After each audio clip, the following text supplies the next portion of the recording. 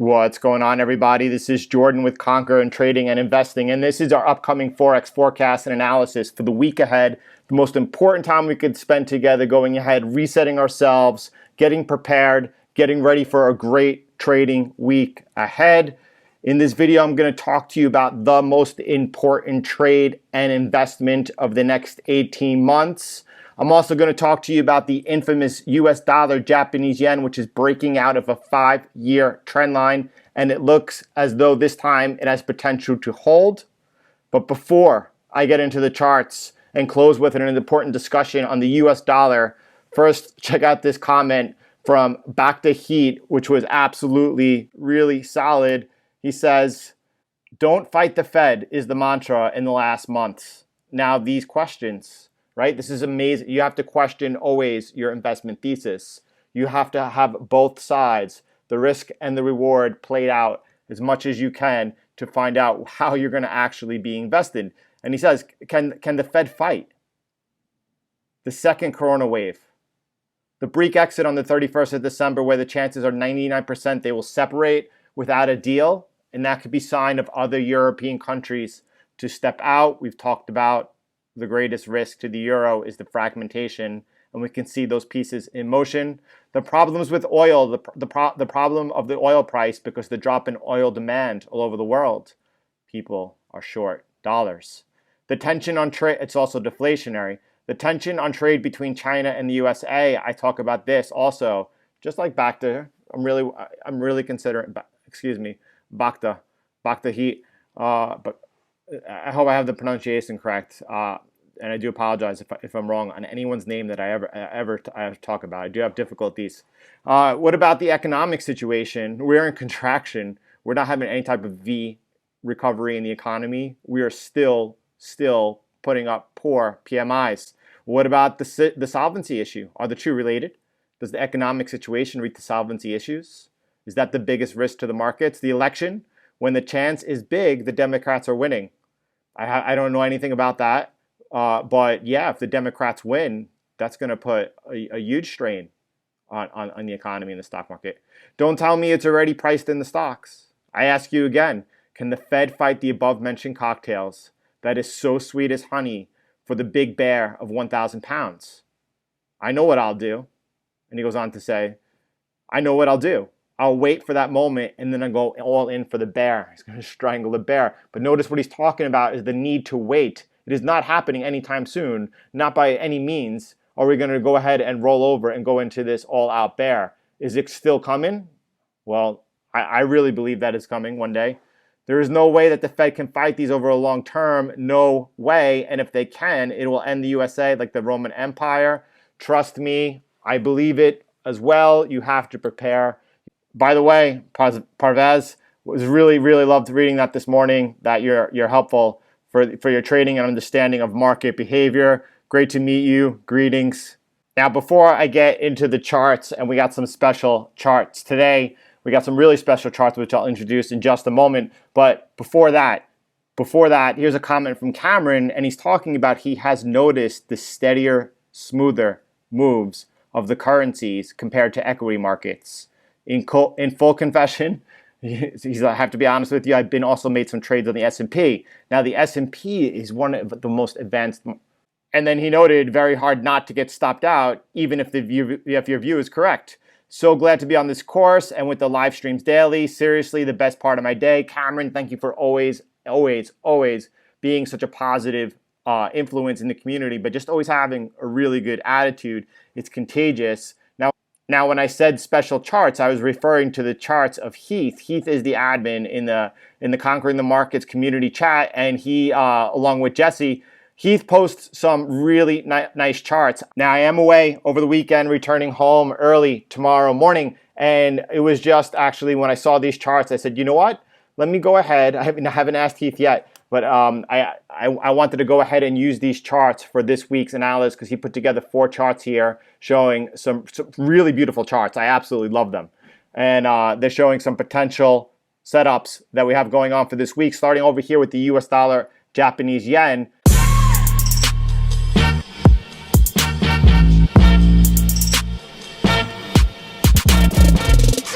Now, Now, I want to spend some time looking at the US dollar Japanese yen with you, and that is because of something very special happening. It's actually breaking out of a 5-year trend line. I want you to be able to see that over here. And look at this.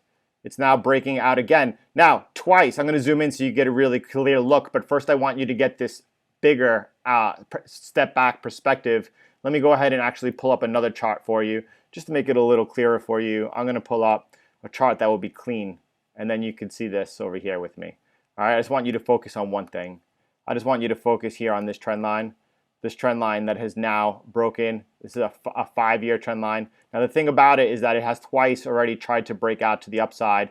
Both times it has failed, but this time let's look at it together and let's come in over here on the 8-hour time frame. This time it looks like it might have the potential to really continue. The first test that it's going to have, in my opinion, the first big test it's going to have is taking out the near high at 112.18. It takes out that resistance, or gets even below, gets above 1165. At that point, it has the potential to really go on and put in a decent sized move. And when I say decent size, we could be seeing, currencies tend to trend for 6 months or so. So we could be seeing a big move here, dollar versus the Japanese yen. Now, when I say about big move, what am I talking about? I mean, 115, 115 would be a huge number, and we could see what happened up there. I would get to that resistance over there. Of course, we got bigger resistance all the way up at almost 119 at 118.70. So this could potentially be a big trade. Who knows? And he started over here on the 8-hour time frame on the US dollar Japanese yen, and look at this beautiful chart he has presented. Look over here, he has this little bit of a triangle over here with the support over here. The resistance now is broken above, a pullback into the horizontal support of 109.22 or perhaps 108.82. If either of those were to hold and then resume upwards, could be really nice entries on the US dollar Japanese yen. Here's a look at the US dollar, Canadian dollar, also here. Strong downtrend. Now I'm not sure. I have to ask Keith also. Well, I'm not sure. Is this? I think this looks like the CCI to me. No, it's not a CCI. What is the reading? It's hard for me to tell. What is this indicator over here? I would guess it's the CCI. We'll see.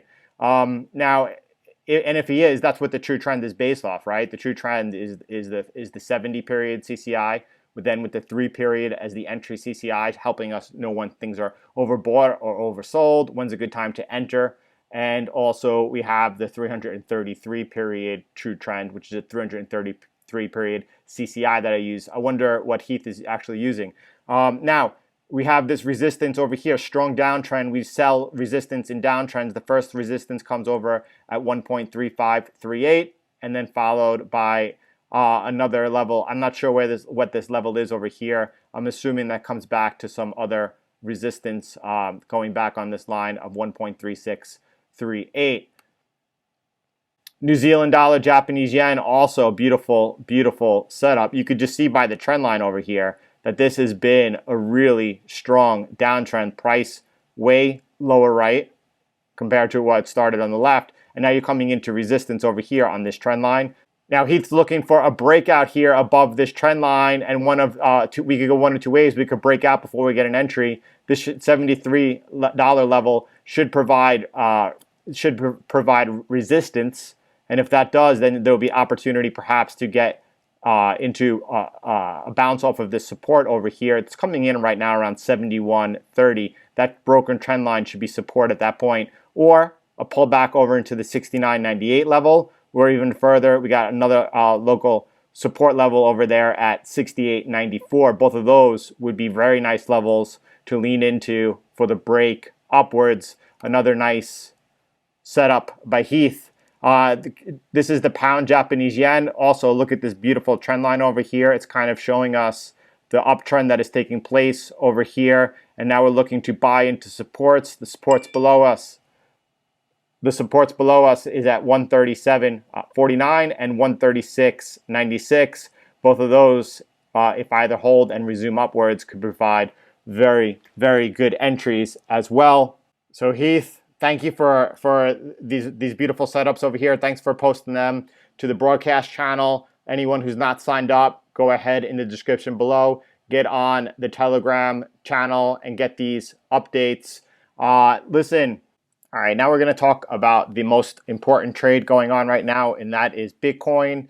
We are about to break into a bull market in Bitcoin and consequently all of crypto. Now, of course, certain altcoins will lead compared to others during this one, and you must pick whichever investments you make carefully, but get in the mindset of buying dips into support and accumulating as much as you can over the next 6 months, and then maybe look to sell about a year after that. So 18 months in total. That's my plan, at least. I have every reason to believe Bitcoin is the best investment and trade over the next more or less 18 months. I do believe that people will make much more money trying to trade in and out of it during the bull market and actually wind up having to buy back in at much higher prices, as Bitcoin will have volatile moves to the upside during this period. This is the type of mindset you have to have when it comes to Bitcoin.